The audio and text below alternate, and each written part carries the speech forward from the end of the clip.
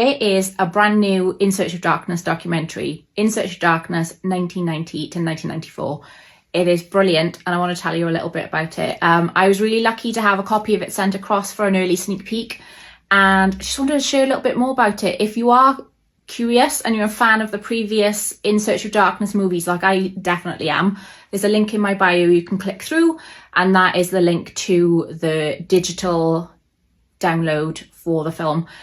It is brilliant. I watched it in one big go yesterday. Each In Search of Darkness installment has got bigger and bigger and bigger, and I love that.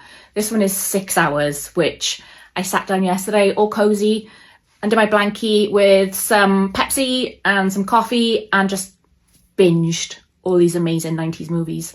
I've watched all of the other documentaries and I really, really love them.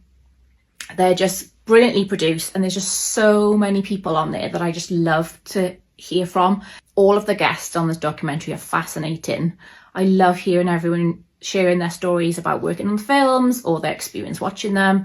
Some of my absolute standouts of the cast were David S. Malkian, Robert Kurtzman, Heather Langenkamp. Shout out to my fellow Welshie Stephen Folk. It was really exciting to see him on there. Frank Hennelotter and Brian Usner. I could listen to both of those talk all day. Mick Garris. And what was really exciting about watching this one is I love the care and effort put into the documentary and the nostalgia that comes with it. But this was the first one that I've been alive for. Well, not alive. I was alive for the 80s. But it's the first one I remember. Like, the nostalgia in this one was fantastic.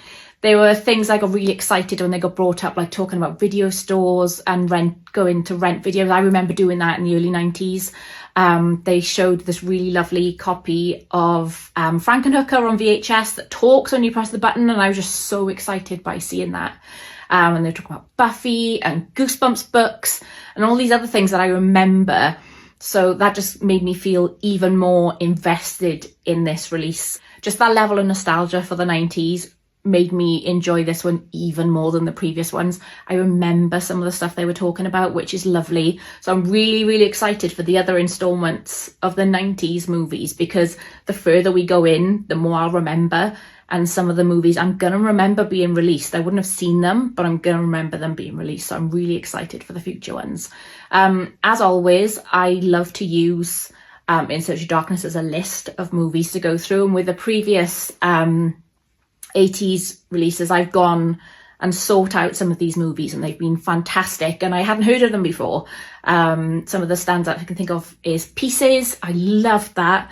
Fade to Black. I'd never heard of Fade to Black before, and I absolutely loved that. So this has given me more movies that I have to check out. I'm going to watch all of them, but some of the standouts that I've listed are Freaked. Never heard of Freaked. Freaked looks amazing. Popcorn is another one that I've seen the poster for, and they talk about the poster art in the documentary. I've seen the poster, I've never got around to watching it. It looks brilliant. Shram. I've never heard of Shram. I've seen Necromantic. I've not seen Necromantic 2. There's some really interesting stories from the director of Necromantic 1, 2 and Shram. I never knew he was arrested for indecency for Necromantic 2. And Shram looks like another really weird little movie that I absolutely need to see. And another one that I really need to see is Meridian, Kiss of the Beast. It looks so bizarre. I've never heard of that one before. It looks really beautiful. The cast looks amazing. So that's just absolutely one I need to watch. I'd seen loads of the movies, which I was really proud of myself for, because I'm really bad at going back and watching movies. So I'd seen loads of them, so I was really pleased to hear them discuss a little bit more. But I was most excited about two of my favourites ever. Silence of the Lambs was included, which, if it hadn't been, ructions. And Ghostwatch. Two of my absolute favourites ever, regardless of decade, but my absolute favourite 90s films. They're just brilliant. So hearing other people talk about how much they love both of those was just lovely. And I mentioned Stephen Volk. Stephen Volk talks about Ghostwatch and the history of Ghostwatch, and beautiful. Loved it. There were some really nice surprises as well, because, like I said, I remember a lot more of the 90s horror, and there were some really nice inclusions in this that, if you'd asked me what movies from the early 90s would have been included. Would never have suggested these, but they were really welcome, nice inclusions. Delicatessen, which I remember seeing probably early 2000s. Firewalk and Me, the Twin Peaks movie, absolutely belongs in a 90s horror documentary. I just didn't expect to see it there, so I'm super, super pleased it was. Hocus Pocus, I think a gateway horror for loads of us. I was obsessed with Hocus Pocus when I was a kid. I didn't see it when it first came out, but a few years later, obsessed. I had it on video. So that was lovely to hear people talk about that and see Uncle Mick Garris talk about his experience with writing the original script. And Natural Born Killers. I remember watching that film probably mid 2000s, not particularly thinking of it as a horror movie, but its inclusion in this documentary was really interesting.